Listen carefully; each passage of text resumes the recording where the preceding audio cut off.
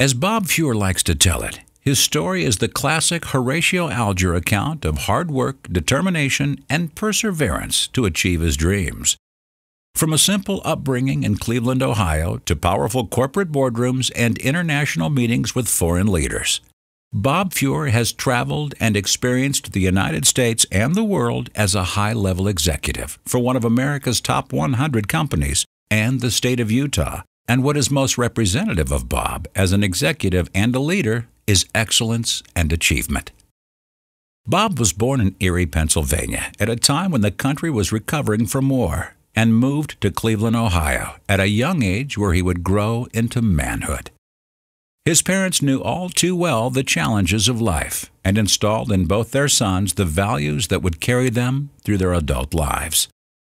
My parents taught me three things: that anything worthwhile was worth the effort to achieve it, that education was the key to a better future, and that it was important to give back to the community for all the blessings I've received.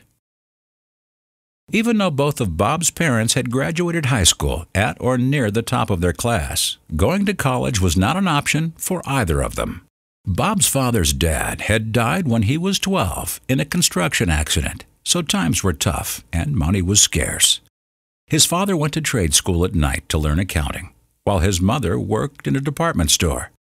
The lack of a college degree would always haunt his father, who rose to the position of comptroller at a major oil company through hard work and long hours.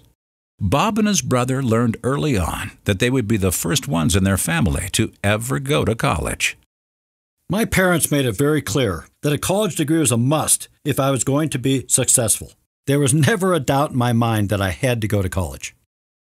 Bob's dream in high school was to become a career Air Force officer, and he ambitiously pursued an appointment to the United States Air Force Academy in Colorado Springs. It was a sad day that he received the letter from his congressman that the appointment that he had so desired had been given to someone else.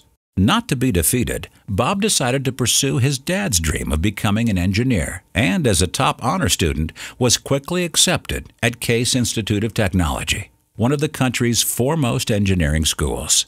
While still in high school, Bob was recruited to work for Ohio Bell Telephone Company and went to training school on the weekends, learning how to become an installer repairman.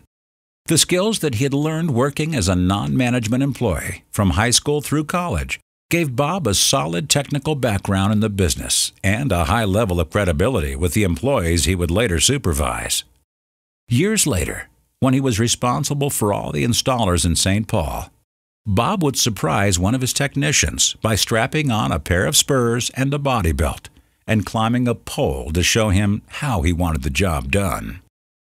By then, Bob was no stranger to hard work, as he'd become the neighborhood handyman and was maintaining over a dozen yards every week.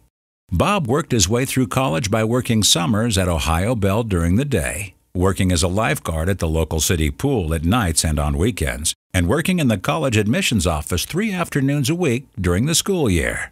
Upon graduation from Case with an electrical engineering degree, Bob was named the Humphrey Fellow at Harvard University and set out for Boston to get his MBA from the Harvard Business School. All this time, Bob continued working for the telephone company and, upon graduation from Harvard, went to work for Northwestern Bell as a supervisor in Minnesota.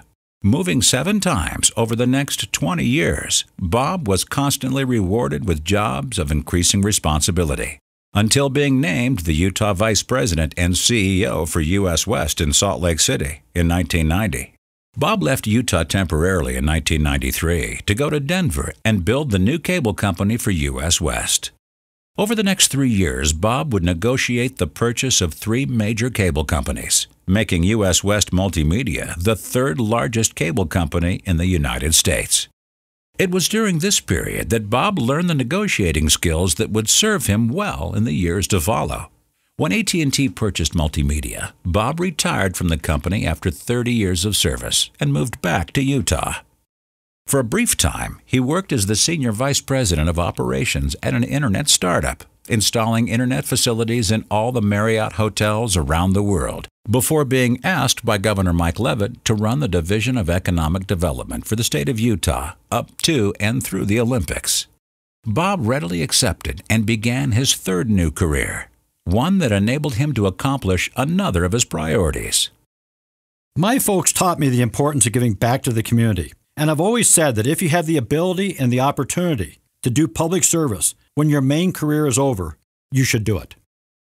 As the Director of Business and Economic Development for the state of Utah, Bob had the opportunity to work with existing businesses within the state and help them grow and attract new companies and jobs to Utah, and to represent the state on official visits around the world.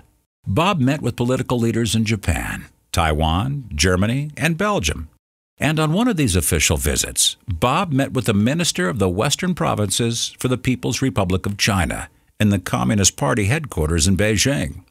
After Bob left state government, he continued doing consulting work in Japan and was appointed visiting professor of economics at Gakushin University, the Royal University in Tokyo, Japan. Along the way, Bob found plenty of opportunity to be involved in the communities where he lived, including serving on the board of directors of the United Way, Pioneer Memorial Theater, the Utah Symphony, the YWCA, 15 years on the Board of Fellows at Southern Utah University, 7 of them as chairman, and chairman of the Educational Technology Initiative under Governor Bangerter, where they put computers into schools for the first time, and many, many others. Bob's attitude on the proper role of government was formed first by his parents and later articulated by President Ronald Reagan. Admiring Reagan and remembering his parents' advice, Bob adopted the conservative ideals of self-reliance, personal freedom, limited government, lower taxes, and a strong military as the foundation of his political views. We need new leadership in Washington if we're ever going to break the current stalemate and get something done. We need people who view their time in Washington as a public service and not as a lifelong career. People with the education and judgment built on a life of experience. People who make the tough decisions to make our country stronger and our lives better. From being the first generation in his family to go to college, to graduating from Harvard University, from climbing poles as an installer repairman to group vice president and corporate officer, Bob Fuehr has lived the American dream. Let's keep that dream alive, that in America, you can go as high and as far as your hard work and your creativity can take you. May God bless that dream, and may God bless the United States of America.